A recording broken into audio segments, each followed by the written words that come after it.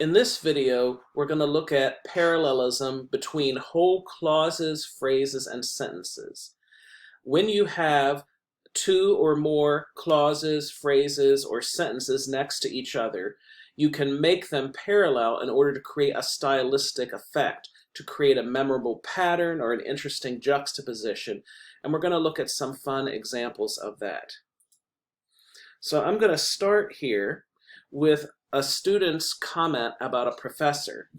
I was a teaching assistant at the University of Illinois here, and this is the class where I was a teaching assistant, and there were 6 of us, teaching assistants, graduate students, and then there was the main professor.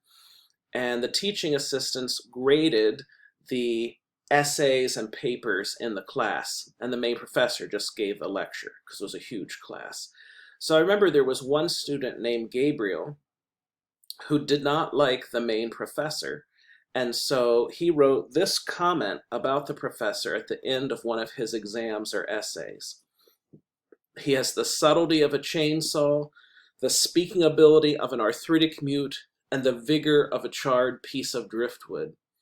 And although that's been many years ago, I still remember it to this day because 1, there's a lot of colorful language, but 2, it's very, very parallel. And you can see the pattern here that creates that memorable kind of rhythm. It's the, adjective, of, and noun. So each one of those items on the list follows that same pattern. And that's what makes this such a sharp, memorable comment. By the way, Gabriel did not know this, but the main professor read all the work that we graded to check the grading, and I remember one day the main professor came in and said, "Could you please point out Gabriel Stein to me?" And I never saw Gabriel again. But anyway, he gives us a good example of parallelism between whole clauses and phrases there. All right, let's look at another example. This is another one I remember.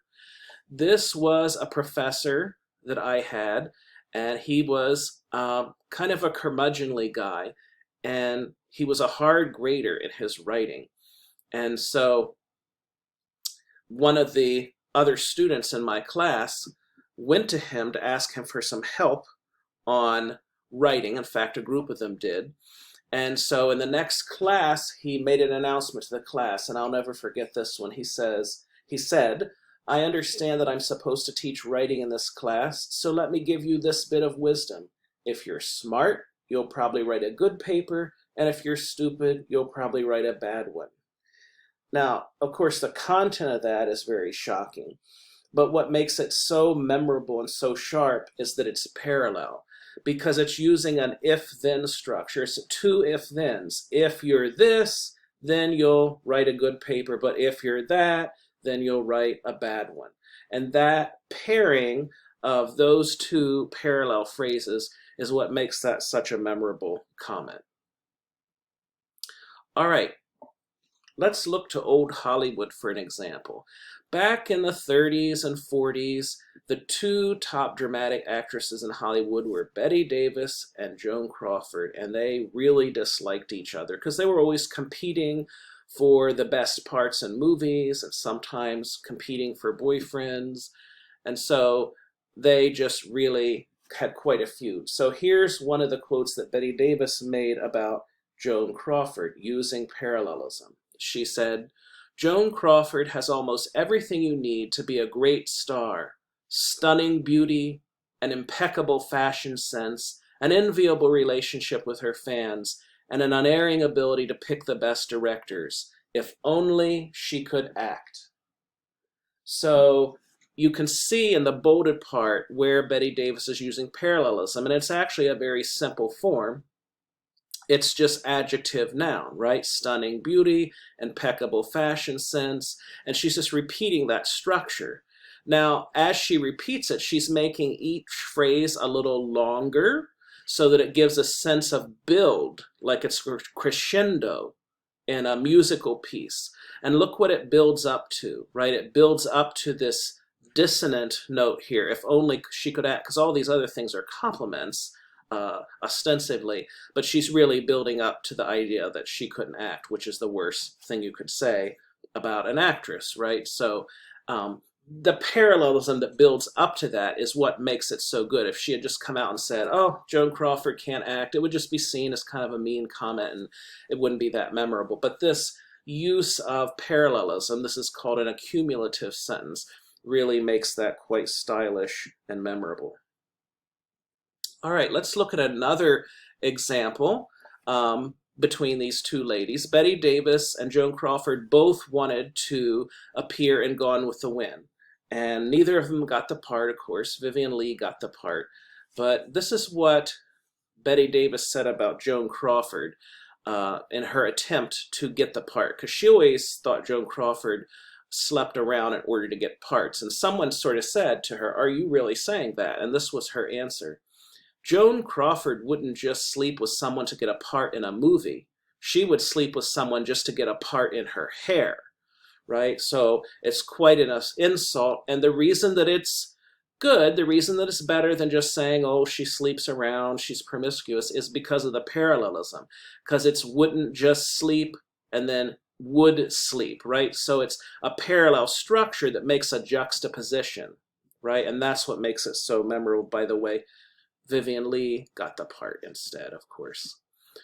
All right, last example, and I think maybe my favorite one.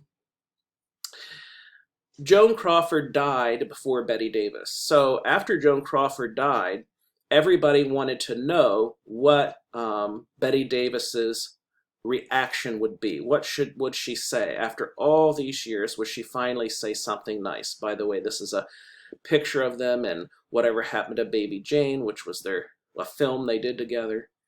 Well, this is what Bette Davis did say upon Joan Crawford's death. When someone is dead, you shouldn't say anything bad. You should only say good. Joan Crawford is dead. Good. Right? And that was a very famous line from Bette Davis.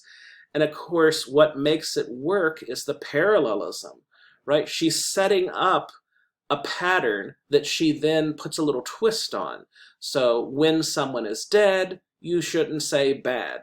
Then she's repeating the pattern now. Joan Crawford is dead. And then she cuts right just to the end, which is good, which is a whole different context, right? It's not saying good about someone. It's saying it's good that she's dead.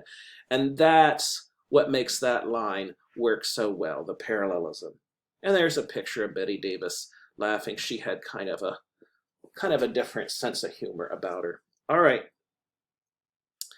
So to review, parallelism works well when you achieve simple parallelism. That's when sentences are balanced so that both items in a pair or all items in a series are of a like kind. When you use parallelism with common connectors, which is when you have sentences balanced so that both sides of a pair of connecting words or phrases are of a like kind. And then, as we have just seen, parallelism between whole phrases, clauses, and sentences. If you make them parallel, you can do very interesting stylistic effects. And I always think that it's nice to do a memorable parallel sentence if you want to try doing it as the final line of your essay. That would be a good place, if you haven't done that before, to try out using a nice stylishly parallel sentence like the ones we've just looked at.